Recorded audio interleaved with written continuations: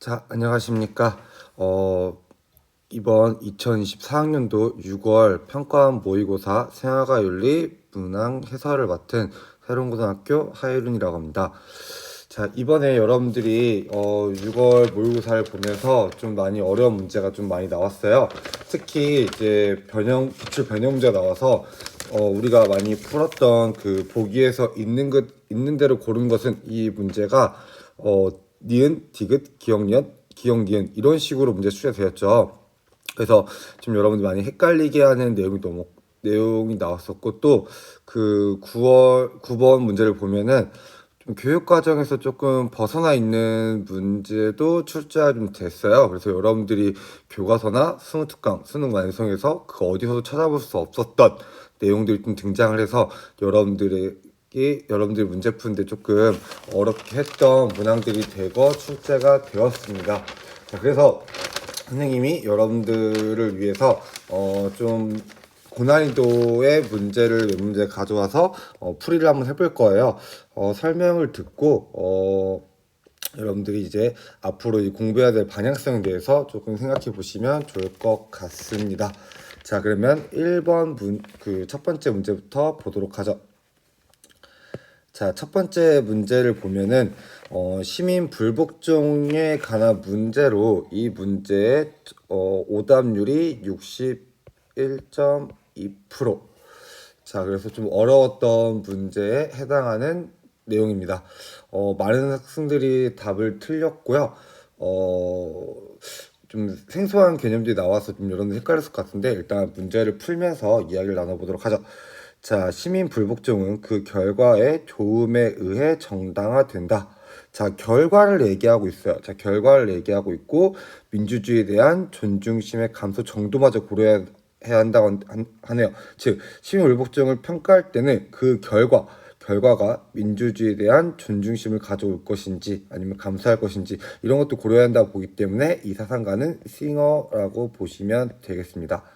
자, 시민의복종은 시민들의 정의관에 의해 정당화된다. 따라서 시민의복종은 헌법과 사회제도 일반을 규제하는 정의의 원칙들에 의해 지도돼야 한다고 보는 롤스의 입장입니다. 자, 싱어와 롤스의 시민의복종에 관한 문제인데요. 자, 선지를 하나하나 분석해 보도록 할게요. A. 자, A는 둘 다 긍정해야겠죠. 자, 시민 불복종은 법의 부당함을 다수에게 강요하는 행위인가? 자, 시민 불복종은 법의 부당함을 다수에게 호소하거나 혹은 알린다고 하면은 둘 다 긍정이 됩니다. 하지만 이렇게 강요한다고 했을 때는 둘 다 부정하기 때문에 이거는 답이 될 수가 없죠. 자, 시민복종은 이 법의 부정함과 부당함을 다수에게 호소하려는 그런 행위이지 다수에게 강요하는 행위가 아닙니다. 기억해주세요. 자, 니은은 싱어만 맞으면 되죠. 자, 시민 불복종은 민주주의적 결정을 복원하려는 시도인가? 자, 여기 보면은 시민복종이 민주주의에 대한 존중심의 감수마저 고려해야 한다고 하고 있어요. 그 시민복종이 싱어한테 왜 하냐? 바로 민주주의를 실현하기 위해서. 즉 어떤 특정 법이 민주주의에 어긋나기 때문에 어떤 특정 법이 민주주의에게 반하기 때문에 그 법에 대해서 불복종함으로써 이 민주적이지 않은 법을 민주적으로 바꾸는 게 바로 시민복종의 목적이었습니다. 그렇기 때문에 니은은 맞는 선지가 되겠습니다. 이해되시나요? 자, 좋아요. 자, 3번. 아니, 3번이요. 디귿. 자, 시민복종은 정의로운 법을 제정할 절차가 불완전하여 발생할 수 있는가? 자, 이거 굉장히 생소한 되는데요. 롤스는 현실적으로 봤을 때 우리 그 법을 만드는 이 절차가 바로 불완전한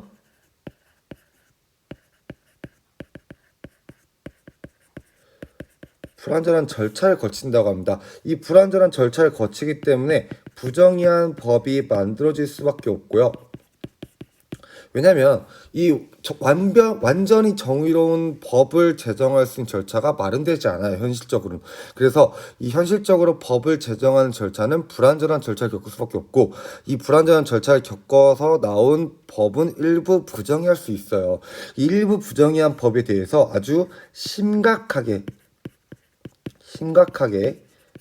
정의의 원칙을 위반하면 불복종을 해야 한다고 이야기하는 게 롤스의 입장이었죠. 그러면 이 부정의한 법이 나올 수 있는 이유는 뭐냐? 바로 정의로운 법을 제정한 절차가 불완전하기 때문에 이 부정의한 법이 나오는 거고, 이 부정의한 법 중에 심각하게 정의의 원칙을 위반하는 그 법에 대해서는 불복종을 해야죠. 그렇기 때문에 이 말은 맞는 말이 됩니다. 자, 일단 그럼 니은 디귿이 맞는 말이죠. 그럼 답은 거의 나왔네요. 리을 이 집단의 시민 불복종은 공공의 정의관, 여기 공공의 정의관은 여기 나오는 시민들의 정의관이기 때문에 맞습니다. 여기는 뒤에는. 근데 여러분들 이 리을 선지 헷갈린 이유가 바로 뭐예요? 바로 맨 앞에 있는 이익 집단입니다. 자, 이 이익 집단이라는 말이 들어서 여러분들에게 혼동을 주는 거예요. 근데 이 말을 그냥 생략해도 됩니다. 뭐 이익 집단 됐건, 뭐 개인이 됐건, 뭐 상관없어요. 그냥 심의불복종은 공공의 정의관의 근거에야 허용될 수 있는가 이렇게 해석하면 됩니다. 그럼 당연히 맞는 말이 되죠. 그래서 답은 5번이 됩니다. 자, 이거는 여러분들이 이제 리을 그 디귿 선지 때문에 이제 3번과 5번 중에 고민하다가 아마 3번을 많이 선택한 친구들 많을 거예요. 근데 이번에 확실히 기억해 주세요. 정의로운 법을 제정할 절차는 불완전한 절차입니다. 그래서 부정의한 법이 나오고 그 부정의한 법 중에서 심각하게 정의 원칙 위반하는 법에 대해서는 불복종을 해야 된다라는 게 롤스의 입장입니다. 아시겠죠? 넘어가겠습니다. 두 번째. 자, 6번 문제를 볼 건데요. 6번 문제가 이번 모의고사에서 가장 어려운 난이도를 자랑하고 있습니다. 바로 오답률이 무려 79.1%, 반대로 말하면 정답률이 무려 20.9%밖에 안 되는 문제예요. 자, 보면은 자연 상태가 나오기 때문에 당연히 이거는 이제 사회 계약론에 관련된 문제이고요. 이 자연 상태를 전쟁 상태로 봤기 때문에 누구예요? 홉스입니다. 자, 그러면 홉스 사상가의 입장에서 사회 계약론을 분석해 보시면 될 건데요. 이 문제가 왜 어려웠냐 하면은 좀 수업 시간에 많이 다루는 내용이지만 여러분들이 조금 집중을 해서 내용 공부해야 될 부분들을 놓쳐서 이 문제가 어렵게 느낄 수 있습니다. 자, 그러면 일단 선지를 바로바로 분석해 보도록 할게요. 자, 그리고 이 유형이 좀 새로 나왔죠. 원래는 이제 이게 5번까지 있어서 뭐 1번은 기억 니은 디귿 뭐 해가지고 뭐 기억 니은 디귿 뭐 이렇게 나와야 되는데 선지가 이렇게 하나인 그 보기인 선지가 나와 버렸어요. 자, 그래서 이런 유형도 앞으로 나올 수 있다는 걸 명심해 두시고 공부를 하셔야 될 것 같습니다. 자, 그러면 풀어보도록 할게요. 자, 국민의 자유와 주권자의 절대 권력은 양립할 수 있다 라는 선인데요. 이 기억부터 많이 나가는 친구들이 되게 많아요. 그래서 기억과 디귿이 틀렸기 때문에 1번을 선택한 친구들이 24.9%, 즉 정답을 맞춘 친구보다 더 많은 수치를 기록하고 있는 선지였습니다. 자, 근데 보면은 보세요. 자, 우리 이 홉스에게 있어서 자연 상태는 곧 전쟁 상태죠. 이제 전쟁 상태에서 개인은 자유가 넘치죠. 아주 무제한적 자유입니다. 자, 근데 무제한 자유를 통해서 항상 전쟁의 위험이 있어요. 그래서 개인은 항상 생명의 위협을 받고 있죠. 그래서 우리 개인은 평화를 추구하는 자연법을 인식해서 이 무제한적 자유를 반납하고 시민적 자유를 받아들입니다. 국가에 들어가면서.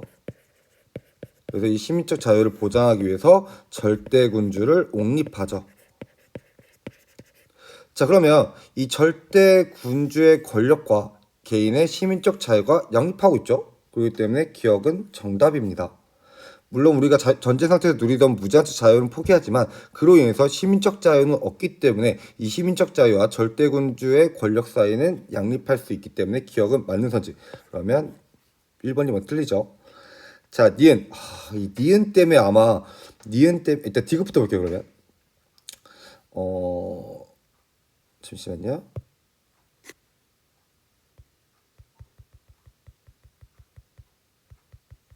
이렇게 필기할 게 많아서 좀 다시 할게요.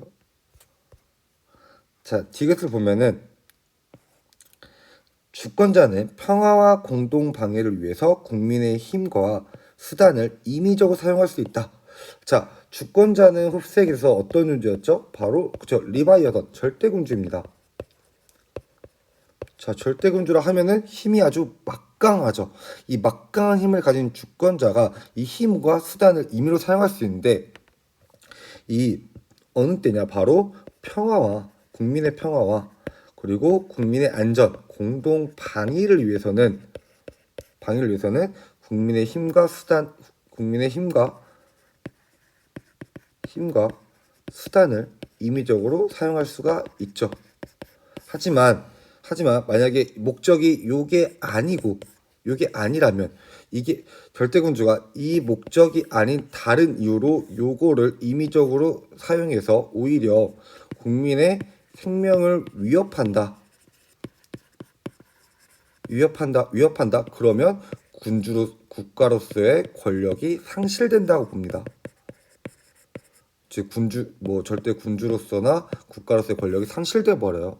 이해되시나요? 그렇기 때문에 이 평화와 공동 방위를 위한 수단으로서는 요걸 사용이 되지만 요게 아니라 만약에 국민 생명을 위협한다 하면은 권력이 상실된다는 거 반드시 기억해 두시면 될 것 같아요. 그럼 디귿은 맞는 말. 그러면 일단 기억과 디귿이 맞기 때문에 요거랑 요거 중에 답이죠. 제가 과연 니은이 답이냐 아니냐. 자, 보세요. 홉스는 전의 상태이며 소유도 지배도 내 것도 네 것 구별이 없다 그랬습니다. 자, 이 구별이 없다는 건 뭐냐? 공통의 법률이 없어요. 즉 절대군주가 없기 때문에 공통된 법률이 없어요. 그렇기 때문에 정의라는 게 존재하지 않아요. 자, 정의라는 게 존재하지 않으면 반드시 뭐도 없어요? 부정의도 존재하지 않습니다. 그래서 전제 상태인 자연 상태에서는 어떤 행위가 정의롭다, 정의롭지 못하다라고 평가할 수 있는 기준이 없기 때문에 정의의 개념과 부정의 개념이 존재할 수가 없어요. 그렇기 때문에 불의가 존재한다는 말 자체가 홉스에게 해당이 안 됩니다. 그래서 5번도 틀리고요. 답은 4번이 되겠습니다. 자, 이것 때문에 여러분들이 많이 틀렸을 것 같아요. 이번에 반드시 기억해주세요. 홉스에게 자연 상태에서는 정의와 부정의의 개념이 존재하지 않는다. 머릿속에 기억해 두시면 다음에 이런 문제 나왔을 때는 절대 틀리지 않을 것이에요. 알겠죠? 넘어가도록 할게요. 자, 8번 문제. 자, 8번 문제는 이제 분배 정의의 문제인데, 자, 이거는 오답률이 65%. 꽤 고난이도의 문제였습니다. 심지어 2점짜리인데도 불구하고요.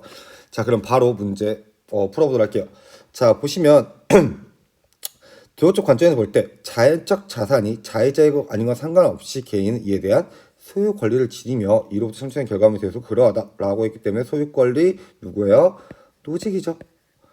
자, 1. 도덕적 관점에서 볼 때 자의적이기 때문에 개인은 자신의 더 큰 청부적 능력을 사회에서 더 유리한 출발점 이용할 자격이 없대요. 이거를 차등의 원칙에 의해서 최대 소유자에게 최대 이익이 돼서 분배해야 된다 하고 주장하는 롤스죠. 자, 그러면 바로 문제 풀어보도록 할게요. 자, 기억. 자, 지능 지수의 다른 분배 원리는 역사적이고 전형적이다. 자, 뭔가 노직이 좋아하는 단어와 좋아하지 않는 단어가 같이 나왔죠. 자, 노직이 주장하는 정의는 비역사적이고 정형적이어야 됩니다.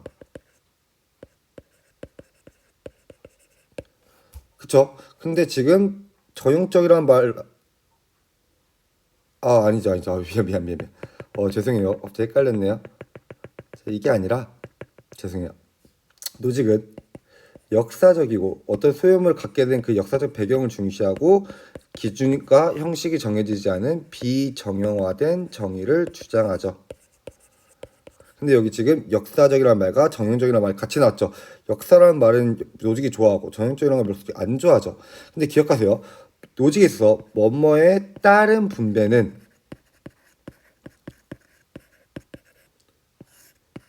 기준과 형식을 나타내기 때문에 반드시 이거는 비역사적이고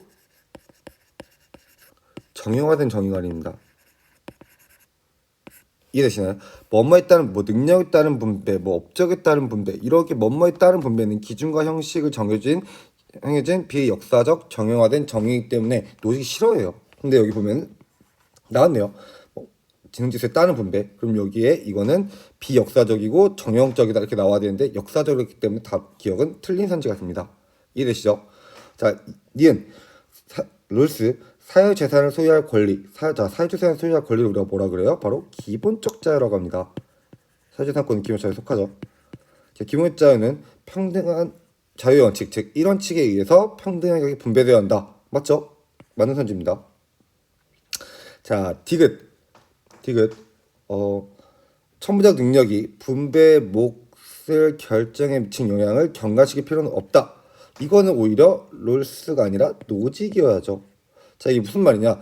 롤스는 이렇게 얘기하죠. 개인의 천문적 능력은 사회의 공동 자산이기 때문에 그거를 최소수자에게 최대 이익이 되도록 그거를 분배하는 건 마땅하다고 하면서 차등의 원칙을 주장하죠. 그래서 내가 가진 천문적 능력이 분배 몫을 결정에 미치는 영향을 경감시켜야 하죠. 필요하죠. 그래서 이거 이제 그 무지의 배에 따라서 내가 어떤 능력을 갖고 있지 모르기 때문에 우리는 이거를 차등적으로 분배하는 원칙에 합의할 수밖에 없다. 그러니까 경감시켜야죠, 영향을. 그래서 신체적 장애가 있거나 최소수자 사회 약자들에게 좀 더 많은 이익을 줄 수 있도록 분배를 해야 된다고 주장하기 때문에 이거는 오히려 노직에 해당한다. 그래서 뒤에 틀리다. 자, 리을. 자연적 사회적 우연성에 이용했다는 경제적 불평등 허용될 수 있다. 있죠. 자, 노직은 그냥 자연적인 불평등.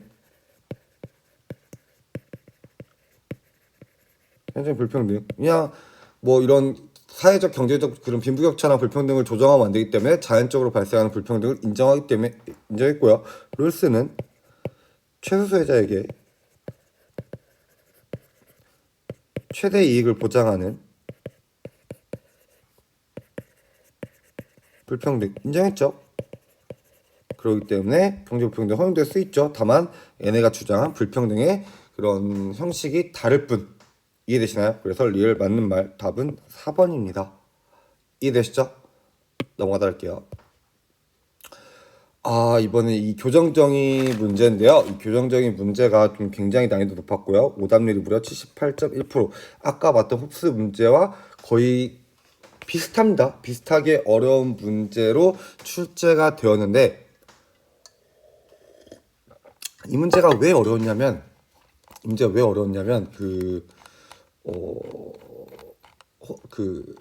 칸트 있죠.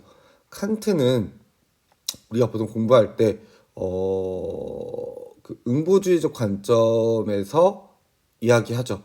근데 여기 지금 그 제시 보면은 자연 상태로부터 법적 상태로의 이행의 형법을 요청한다는 말이 나와 있어요. 자, 이게 무슨 말이냐? 바로 사회계약을 포함하고 있어요.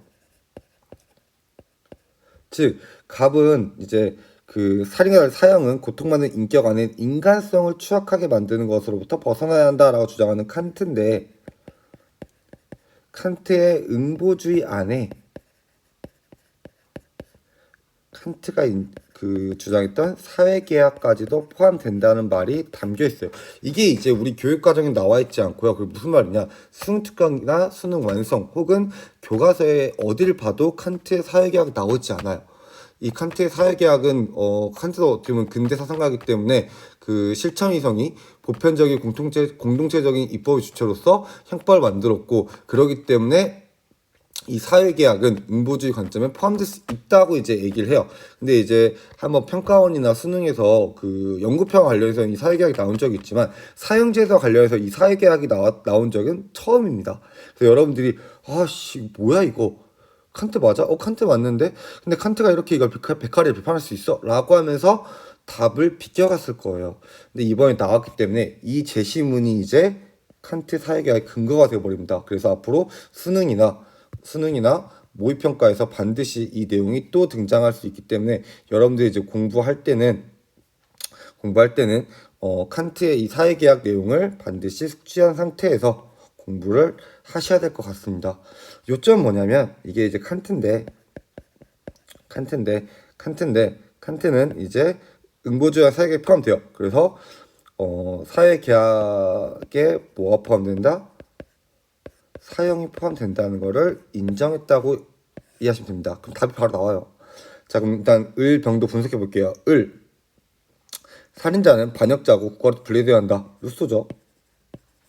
그리고 사형은 권리의 문제가 아니라 한 사람의 시민에 대한 국가 전쟁이다. 베카리아입니다.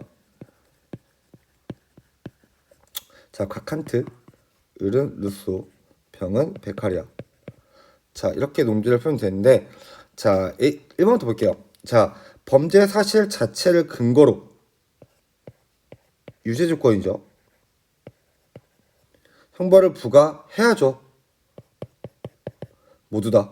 칸트, 루소, 베카리아. 범죄 사실 자체, 즉 죄를 저지른 사람 처벌해야지 죄를 저지르지 않은 사람 처벌하면 돼요? 안 돼요? 안 됩니다. 그렇기 때문에 범죄 사실 자체를 근거로 형벌을 부과해야 된다 라고 하면은 얘네 3명 다 맞습니다. 뭐 베카리는 여기다 더해서 이제 범죄 예방이라는 거를 넣겠죠. 뭐 루소는 사회를 보호하기 위한 수단으로 넣겠죠. 하지만 일단 유죄 조건이기 때문에 모든 사상가의 공통점이기 때문에 답이 될 수 없고요. 자, 2번 B. 루소가 칸트에게 칸트는 살인자에 대한 사형이 그의 인격성을 존중하는 거라고 봤기 때문에 이렇게 비판할 수 없죠. 루소가 칸트가 이건 존중했기 때문에. 그쵸? 자, 3번 살인자에게 사형 이외의 형벌이 부과될 수 있음. 자, 칸트는 살인자에게 살인자에게 해당하는 처벌은 오직 사형밖에 없다 주장했고요. 베카리아는 종신 노동형을 주장했죠. 근데 루소는 두 가지를 얘기합니다. 사형과 사형부터 분리되는 영구 추방.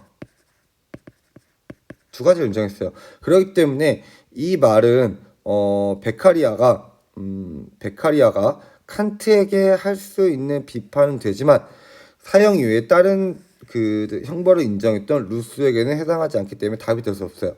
그래서 여러분들이 이거 많이 선택했을 거예요. 아마 3번을. 그쵸? 자, 4번 D. 루소가 베카리에게 이것도 많이 헷갈렸을 거예요. 사회 전체를 대표하는 입법자에게만 형벌권이 있음. 자, 이 말이 뭐냐면 자, 사회 전체를 대표하는 입법자가 만드는 게 뭐예요? 법이죠. 이 법을 근거로 형벌을 내려줘야죠. 그렇기 때문에 이 말은 다시 말해서 죄형 법정주의가 됩니다. 자, 이 죄형 법정주의를 배울 때 우리는 모든 사상가의 공통점이라 배우죠. 그렇기 때문에 이거는 루소가 베카리한테 비판할 수 있는 내용이 아닙니다. 이해되나요? 형벌은 법을 통해 내려줘야 한다는 말을 이렇게 지금 풀어 쓴 거예요. 그래서 죄형 법정주의를 나타내는 거고요. 그래서 모든 사상가의 공통점 알겠죠? 자, F. 칸트가 베카리아에게. 자, 아까 칸트가 사회계약 안에 사형이 포함될 수 있다고 얘기했죠. 살인죄에 대한 사형이 사회계약에 포함될 수 있음을 강조하고 있죠. 베카리아는. 그렇기 때문에 답은 5번입니다. 굉장히 어려운 문제였죠. 이게 무려 79.1%. 너무 어려웠어요. 칸트의 사회계약. 이제 앞으로 육모나 구모나 아니면 수능에서 이제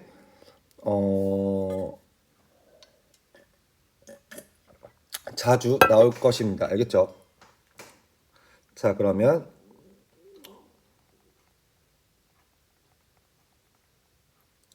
다음 문제 풀어보도록 할게요. 자, 해외 원조 파트죠.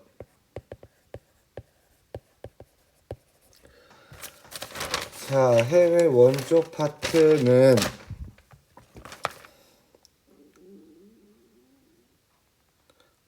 이제 로스랑 싱어가 많이 나오는데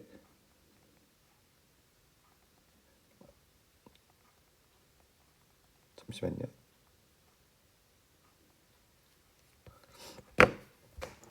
자, 보시면 고통받는 사회들만 원조가 필요하다라고 나와 있어요. 자, 정답률 오답률이 무려 68.1%입니다. 자, 그래서 원조의 목표가 고통받는 사회를 질서 정연한 국제사회의 구성이 되게끔 하는 거래요. 롤스죠. 자, 절대 빈곤 나빠요. 그렇기 때문에 인류 복지 최대화를 해야 돼요. 최대 행복을 위해서 누구예요? 싱어입니다. 자, 그러면 바로 문제를 풀어보도록 하겠습니다. 공격적인 사회는 자원이 매우 부족해도 원조 대상이 아니다. 자, 롤스는 이제 사회를 이렇게 뭐 만민법에 의해서 여러 가지 체제를 주장하는데 그 원조가 필요한 사회를 이제 고통받는 사회라고 하죠. 근데 이제 원조가 필요하지 않은 그 공격적인 사회가 있어요. 자, 얘네들은 원조가 왜 필요하지 않냐? 바로 무법국가이기 때문에 항상 호시탐탐 주변국들을 침략할 생각을 하고 있습니다. 그래서 이 국가는 원조 대상이 아니라 바로 정의로운 전쟁의 대상이라고 얘기하죠. 그래서 얘네는 원조할 필요가 없어요. 바로 전쟁을 일으켜야 됩니다. 항상 공격적인 사회이기 때문에. 그래서 원조의 대상은 이 고통받는 사회, 어느 정도 질서 잡힌 사회, 고통받는 사회가 바로 원조의 대상이지, 이 공격적인 사회는 원조의 대상이 아니기 때문에 기억이 맞는 말이에요. 그러면 3, 4, 5번 틀리겠죠. 자, 니은 싱어 절대 빈곤의 감소를 위한 원조는 예외 없는 도덕적 의무이다. 자, 여기서 틀린 건 예외 없는이죠. 자, 물론 이 원조라는 게 그 도덕적 의무는 맞아요. 도덕적 의무는 맞지만 만약에 내가 가난한데 어떻게 남을 도와줍니까? 내가 지금 당장 먹고 살 돈이 없는데 어떻게 이거를 원조를 도덕적 의무로 강행합니까? 그렇기 때문에 애가 없진 않아요. 내가 가난할 경우 원조 안에 듭니다. 여러분들 지금 당장 내일 굶어 죽게 생겼는데 어떻게 원조를 합니까? 그렇기 때문에 이은 틀리고요. 자, 그러면 답은 나왔네요. 자, 원조는 이익평등 고려의 원칙에 따른 전 지구적 의무이다. 이건 맞죠? 자, 강행하는 게 아니라 전 지구적 모두가 해야 되는 의무이다. 하지만 예외는 있죠. 내가 돈이 없을 경우에. 그 이익평등 고려의 원칙, 즉 여러분들이 남는 소득의 1%가 있어요. 즉 10,000원이 남았어요. 이 10,000원을 여러분들이 있어도 되고 없어도 되는 그런 돈인데, 이 돈을 아프리카 기아한테 넘기면 그 최대다 최대 행복이 엄청 커지겠죠. 그쵸? 그래서 이익을 평등하게 고려하는 거야. 여러분들이 남는 소득의 1%를 그냥 유용히 썼을 때나 아니면 이 원조했을 때 훨씬 최대한 최상급을 가져오기 때문에 지구적 의무죠. 그래서 답은 2번이고요. 리을 원조 대상 경제력은 원조 결정 고려 대상이 아니다. 루스는 맞아요. 당연히 아니죠. 왜냐하면 경제력이 문제가 아니라 질서 정연한 고통받고 있는 사회, 이게 바로 원조의 목적이기 때문에 경제력 원조 결정의 고려사항이 아니지만 싱어는 고려해야죠. 경제력 절대 빈곤이 원조의 목적이니까. 절대 빈곤이 원조의 목적이 아니라 절대 빈곤 해결이 원조의 목적이니까. 알겠죠? 넘어갈게요. 자, 마지막 문제입니다. 15번 문제 보도록 할게요. 자, 환경윤리죠. 딱 봐도 벤다그램 나온 순간 바로 환경윤리입니다. 자, 정답 오답률은 65.6%. 방금 아까 봤던 분배 등에 살짝 어렵지만 회의 원조보다 살짝 쉬웠던 문제고요. 일단 가불병이 누군지 분석할게요. 자, 목적적 삶의 중심에 있는 유기체를 얘기하고 있네요. 테일러입니다. 자, 비록 무생물이라 할지라도 자연 안에 있는 아름다운 대상을 파괴해버린 인간의 성향, 즉 파괴적 정신은 인간 자기 자신에 대한 의무에 들뜬다. 칸트죠. 자, 어떤 것이 생명 공동체의 통합성과 안정성 그리고 아름다움의 보전에 이바지한다면 그것은 옳다. 이것은 생명 공동체의 한 구성원일 뿐이다. 바로 레오폴드입니다. 자, 테일러와 칸트, 레오폴드의 입장인데요. 자, 바로 선지를 분석해 보도록 하겠습니다. 자, A는 테일러만의 입장이죠. 인간이 아닌 생명체에 대한 해악금지의 의무. 즉, 다시 말해서 그냥 해악금지 빼도 됩니다. 인간이 아닌 생명체에 대한 의무는 그 생명체의 내재적 선, 즉 내재적 가치에 근거한다라고 보고 있어요. 즉 어떤 생명체를 우리가 도덕적으로 고려하고 해악을 끼쳐서는 안 된다는 이 의무가 그 생명체가 갖고 있는 그 고유한 이 고유한 선에 의해서 근거한다고 하고 있어요. 그렇기 때문에 테일러만의 입장이 맞습니다. 테일러만의 입장이 많아요. 왜냐하면 테일러는 그 생명체가 갖고 있는 내재적 선이 우리가 그 생명체를 도덕적으로 고려해야 할 근거라고 보기 때문에 이렇게 주장하는 건 테일러만의 입장이 맞아요. 그렇기 때문에 A에 들어갈 말이 맞습니다. 자, 니은 이성적 삶의 주체, 이거 누구예요? 바로 인간이죠. 인간입니다. 이성적 삶의 주체는 만이 생명체에 대한 도덕적 의무를 지닌다라고 하고 있는데, 칸트는 자기 자신에 대한 의무, 인간에 대한 의무가 있다고 얘기하지 다른 생명체에 대한 의무는 없다고 주장해요. 그래서 칸트의 입장은 오히려 아니고요. 오히려 테일러와 레오폴드의 공통 입장이 D에 들어가야 되기 때문에 얘는 틀립니다. 그쵸? 레오폴드도 생명 공동체의 구성원인 생명체에 대한 도덕적 의무를 이성적 주체, 인간이 갖는다고 얘기하고요. 마찬가지로 테일러도 마찬가지죠. 그렇기 때문에 이거는 B가 아니라 D에 들어가야 되죠. 자, 디귿.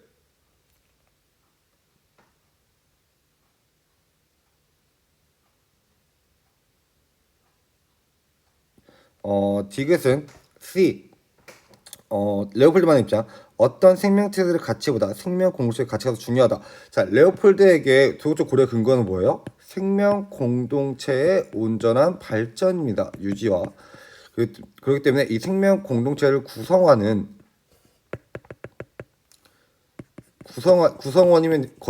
우리가 도덕적으로 고려를 해야 돼요. 왜? 생명 공동체의 유지를 위해서 이 구성원들을 보호해야 되니까.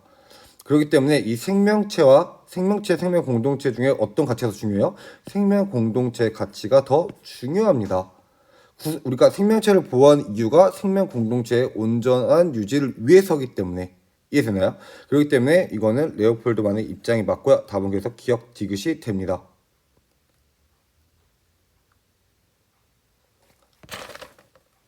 그쵸? 그래서 레오폴드에게서 이 생명체를 보호하는 의무는 생명 공동체의 구성원이기 때문에 가능한 거고요. 테일러에 있어 생명 공동체를 보호하는 의무는 생명체의 온전한 발전을 위해서입니다. 달라요, 둘이. 알겠죠? D. 어떤 생명체의 존속, 즉 보호는 그 생명체의 본래적 가치, 즉 본래적 선에 의해서 정당화된다. 이거 아까 얘기했죠. 테일러만의 입장입니다. 레오폴드는 생명 공동체의 유지에 더 관심을 가졌기 때문에 생명체의 본래적 가치에 의해서 어떤 생명체를 보호하는 게 아니라 생명 공동체를 보호하기 위해서 생명체를 보호해야 한다는 의무가 생기는 거죠. 그래서 이건 D에 들어가는 게 아니라 A에 들어가야 올바른 선지가 돼요. 그래서 답은 2번 기억 디귿이 됩니다. 자, 여기까지 해서 6월 모의고사 좀 고난이도 문제 몇 가지를 분석해 봤는데요. 조금 이제 교육 과정에서 벗어난 내용들이 좀 많아서 여러분들이 되게 어렵게 느꼈을 만한 문제들이 많았습니다. 그러니까 앞으로 여러분들이 공부할 때 이 6월 모의고사 근거가 되는 문제가 수능과 모의고사에 나올 수도 있어요. 그래서 이 모의고사를 버리지 말고 그 제시문에 있는 것들, 선지에 있는 내용들을 꼼꼼하게 분석해서 9월 모고나 아니면 이번 2024학년도 수능에 여러분들이 대비하면 될 것 같습니다. 자, 여기까지고요. 자, 다음 9월 모고 때 만나도록 하겠습니다. 고생했습니다.